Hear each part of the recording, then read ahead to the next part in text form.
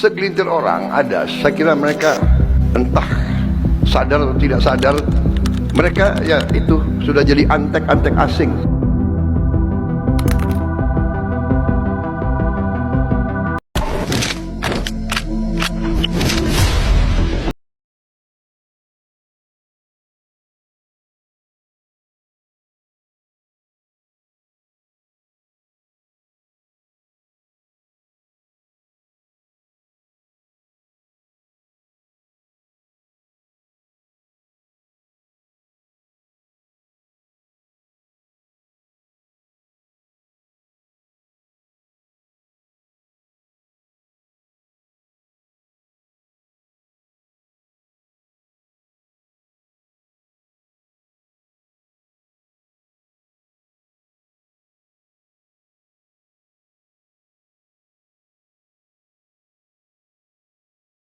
Karena perang, tidak selalu karena bom, tidak selalu karena invasi, dan tidak selalu karena musuh asing.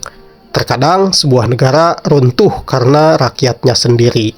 Bukan karena rakyat bodoh, bukan karena mereka jahat, tetapi karena mereka dibuat percaya bahwa menghancurkan negaranya adalah sebuah bentuk perlawanan. Inilah jenis perang paling sempurna. Tidak ada sirine, tidak ada tank, dan tidak ada deklarasi. Yang ada hanyalah sebuah narasi, emosi, kebencian, dan ilusi bahwa kita sedang berpikir bebas. Padahal, pikiran kita sedang diarahkan. Ini bukan cerita fiksi, ini bukan teori kosong, ini adalah mekanisme propaganda yang telah menghancurkan banyak negara, tanpa satu peluru pun ditembakkan.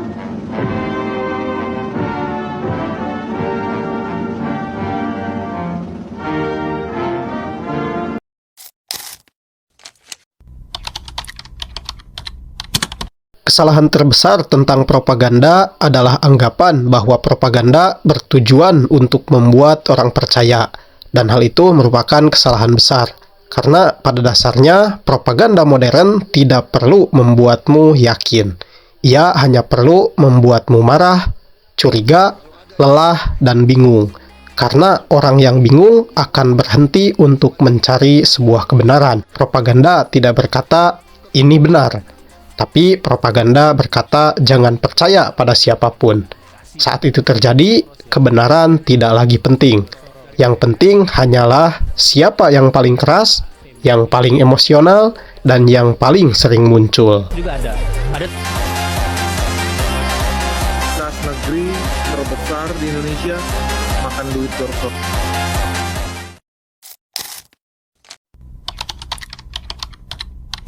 Dalam sejarah lama, perang selalu diumumkan. Ada deklarasi, ada musuh jelas, dan ada garis depan.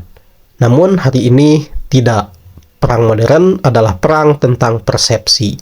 Targetnya bukan wilayah, targetnya bukan militer, dan targetnya adalah pikiran rakyat.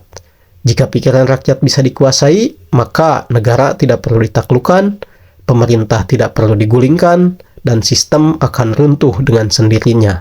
Dan rakyat akan berkata, ini kehendak kami sendiri.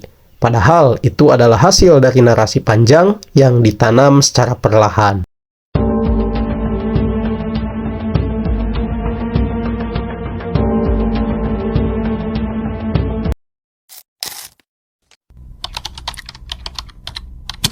Tidak semua suara memiliki kekuatan yang sama. Ada pihak yang memiliki media, memiliki platform, memiliki algoritma, memiliki dana, dan juga memiliki waktu.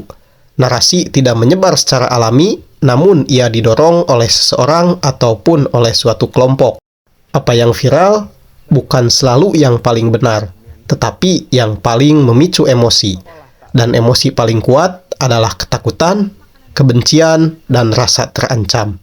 Ketika rakyat hidup dalam emosi ini, mereka mudah untuk diarahkan dan tanpa sadar sedang diarahkan. Busuk dan berbelatung sampai lauk basi. Hah? Terus BGN ngasih sanksi nggak buat dapur MBG yang bermasalah? Di beberapa tempat produksi di dapur MBG diberhentikan karena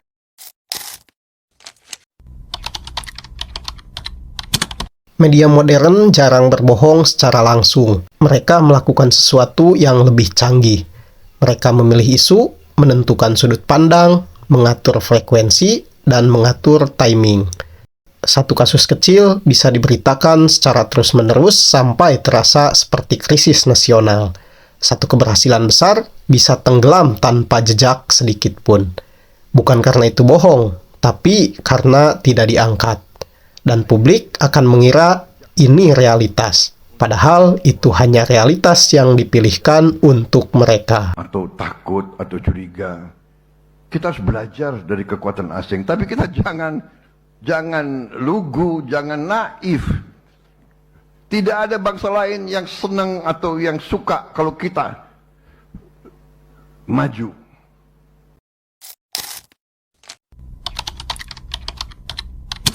Hari ini, propaganda tidak lagi butuh juru bicara. Ia dijalankan oleh sebuah algoritma, dan algoritma tidak peduli kebenaran. Ia peduli terhadap engagement, durasi tonton, dan reaksi emosional. Konten yang membuatmu marah akan terus muncul. Konten yang menenangkan akan tenggelam. Dan pada akhirnya, setiap orang hidup dalam dunia sendiri. Kebenaran terpecah, dan bangsa kehilangan satu suara. Negara masih ada secara hukum, tetapi secara psikologis telah terbelah.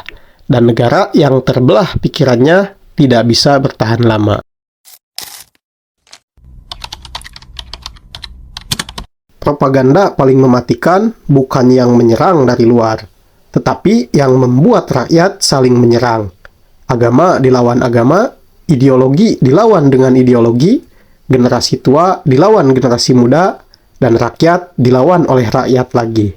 Setiap konflik kecil diperbesar, dipelintir, dan dipanaskan. Hingga masyarakat lupa satu hal penting. Siapa yang diuntungkan dari perpecahan ini? Saat rakyat sibuk berdebat, mereka tidak melihat siapa yang mengendalikan panggung.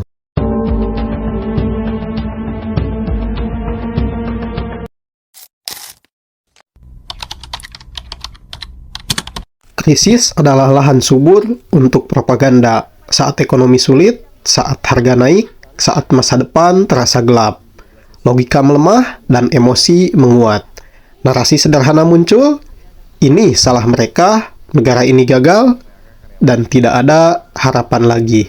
Propaganda tidak perlu menciptakan krisis, ia hanya perlu menguasai cerita. Buka melemah sebesar 251 poin atau 1,51% ke level 16.904 per dolar Amerika.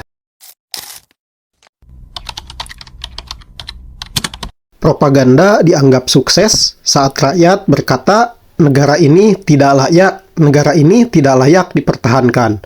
Semua pemimpin sama saja. Hukum hanya sebuah lelucon. Dan pada titik ini, kepercayaan runtuh. Institusi lumpuh dan negara kehilangan makna. Negara belum runtuh di peta, tetapi sudah runtuh di kepala rakyatnya. Dan itu jauh lebih berbahaya.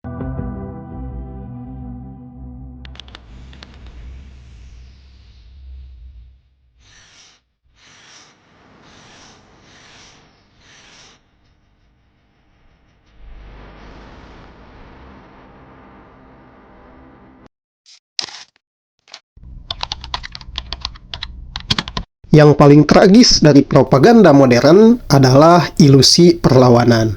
Rakyat merasa mereka melawan ketidakadilan. Mereka sedang sadar dan mereka berpikir kritis. Padahal mereka hanya mengulangi narasi, menyebarkan emosi, dan menyelesaikan pekerjaan propaganda. Propaganda paling sempurna membuat korban merasa bebas.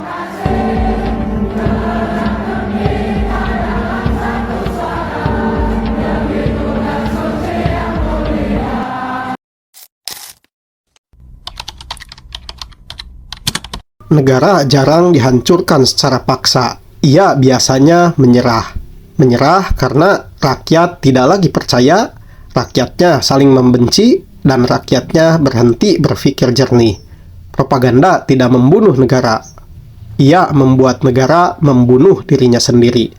Dan sejarah menunjukkan negara yang kalah oleh propaganda biasanya tidak pernah sadar bahwa mereka sedang kalah.